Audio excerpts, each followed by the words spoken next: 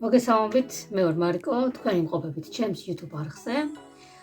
მე დღეს გადავწყვიტე, რომ შემექმნა ახალი კონტენტი, კონკრეტულად ფერწერის მიმართულებით.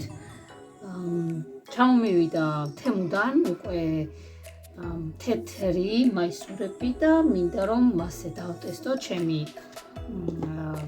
ფაბრიკ მარკერები და სპეციალური საღებავები და ნახოთ როგორ დაიხატება. აი ეს გახლავთ ფაბრიკ მარკერ, სპეციალური მარკერები. ეს გახლავთ სპეციალურად ნაჭრისათვის, აი ნახეთ, აი პატარაზე ხატია კიდევაც. ეს გახლავთ სპეციალური საღებავი. ესეც ხატია, ნახეთ.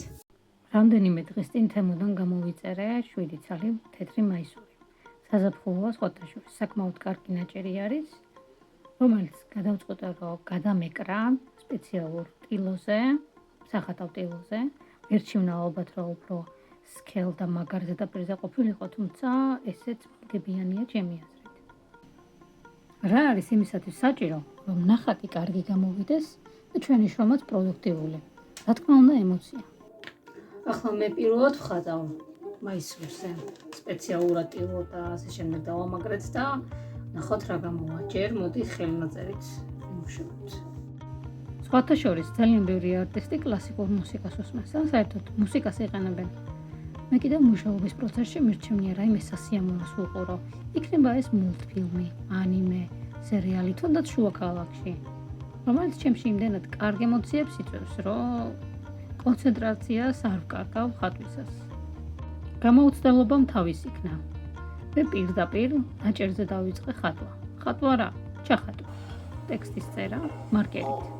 რომელიც მიუხედავად იმისა, რომ ქსოვილისთვის არის ერთი დაუწერელი კანონი, ან ალბათ დაწერილიც დამოვიწყდა. საერთოდ, როდესაც მხატვრები ტილოზე ხატვას იწყებენ, ჯერ პირველი ფენა უნდა დაადონ, სხვა საღებავი, თუნდაც თეთრი, ძირითადად თეთრ საღებავს იყენებენ, ასე ვთქვათ, დაგრუნტონ, რომ სისქე იგრძნოთ. ხოლო შემდეგ მასზე უნდა გადაატაროთ უკვე რეალურად ის რაც გინდათ, რომ ნახატზე გამოჩნდეს.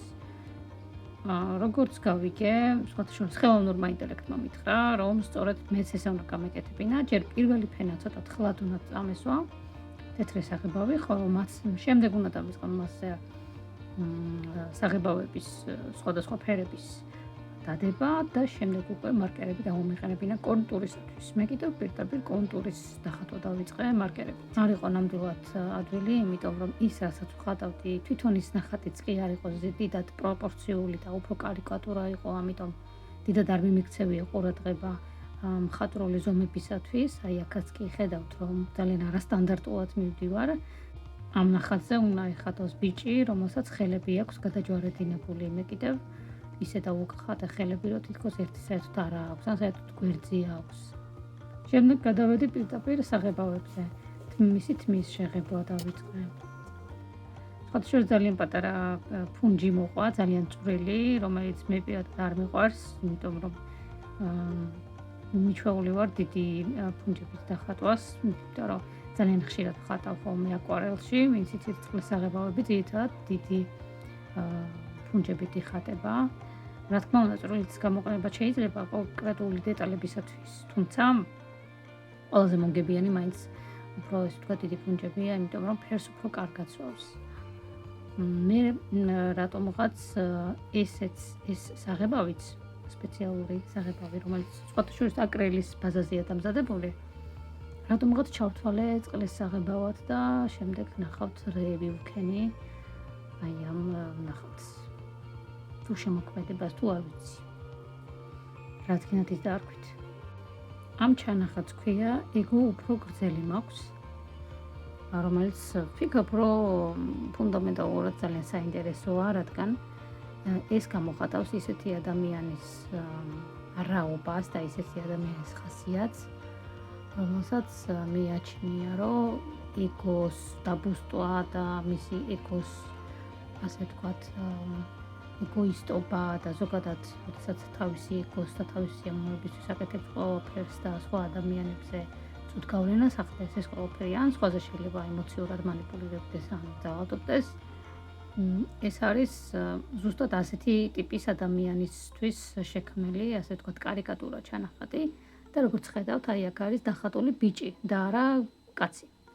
ეს ხაზს უსვავს ამ შემთხვევაში ზუსტად ისეთი მამაკაცების შინაგან მდგომარეობას, რომლებიც ასე ეგოისტურად იქცევიან ხშირად.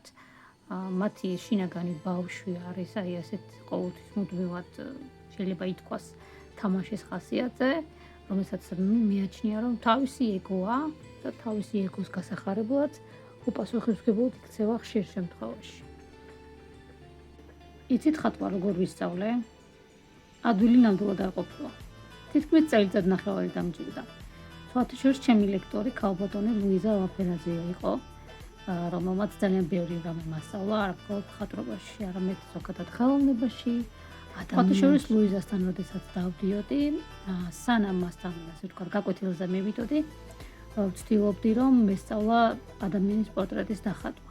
რადგან ძალიან მიყვარს ზოგადად ადამიანებთან საუბარი, მათი შინაგანი რაღაცეების აღმოჩენა, არც ვიცი მას რა დავუძახო და რა უწოდო, თითქოს ადამიანის ხასიათის გამოკვლევა ძალიან მიყვარს რაღაცნაირად მათ თავში ძრომიალი შეიძლება ითქვას, რომ დეტექტიური დაკვირვება მაქვს ხოლმე ადამიანების მიმართ, იმიტომ რომ მე რადგან ძალიან მიყვარს ჩემს თავში ძრომიალი, ჩემს თავში ხელების ფათური როგორც იტყვიან, ძალიან მაინტერესებს ასევე ის სხვა ადამიანები, ვისთანაც მე კონტაქტი მაქვს და ვცდილობ თითქოს რომ მათ დავაკვირდე და გამოვიყულიო ისინი რა ხასიათის არიან, რა ტიპის ადამიანები არიან. ისინიც ისეთივეები არიან, როგორიც მე, თუ განსხვავებული ხედვები აქვთ, განსხვავებული დამოკიდებულებები. იმიტომ რომ მე მაგალითად თინეიჯერულ ასაკში მეგონა რომ მე ვიყავი ძალიან განსხვავებული, რადგან ისეთ გარემოში ვიყავი ფაქტიურად, რომ არავინ დამოლაპარაკებელი არ მყავდა. ეს ცოტა ხმამაღალი ნათქვამია, რადგან რა თქმა უნდა კლასელები მყავდნენ, ვისთანაც კონტაქტი მქონდა. თუმცა მე ვხედავდი იმას, რომ მათთან საერთო მხოლოდ და მხოლოდ ჩემი კლასელობა იყო, ან საერთო სქესი მქონდა, ან საერთო, ესე ვთქვათ, ეროვნება და ასე შემდეგ. თუმცა ძალიან ბევრ საკითხში ჩვენი აზრები ერთმანეთს არ ემთხვეოდა. და ამიტომაც ცოტა მიჭირდა ხოლმე კონტაქტი და შემდეგ როდესაც წარმოვიზარდე, ეს ყველაფერი იმდენად მტკივნეულად აღარ მეჩვენებოდა, რადგან მივხვდი, რომ სამყარო ისედაც ერთიანია და რადგან ადამიანი განსხვავებულია, იმას არ ნიშნავს, რომ ერთმანეთის მსგავსები არ ხართ. პირიქით, ინდივიდუალურები ხართ, მაგრამ მაინც საერთო ენერგია გაქვთ ყველას და ეს ძალიან საინტერესოა.